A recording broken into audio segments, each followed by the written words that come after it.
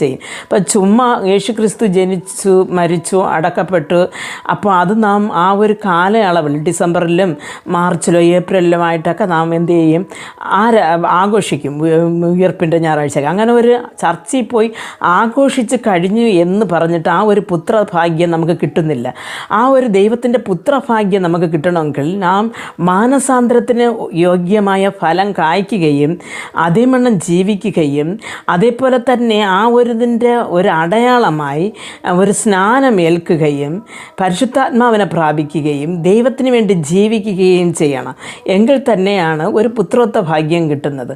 ഇല്ല എന്നുണ്ടെങ്കിൽ നിർബന്ധമായിട്ടും ആ ഭാഗ്യം നമുക്ക് കിട്ടത്തില്ല. ആയതുകൊണ്ട് പ്രിയ ദൈവമക്കളെ, നാം ക്രിസ്ത്യാനി എന്ന് പറഞ്ഞിരിക്കുന്നതിനേക്കാളും ആ ദൈവം നമ്മെ വില കൊടുത്ത് വാങ്ങിയ ആ രക്തം വിലയ്ക്ക് മറുവിലയായിട്ട് കൊടുത്ത് നമ്മുടെ ജീവനെ രക്ഷിച്ചിരിക്കുന്നതിനെ നാം വിചാരിച്ച്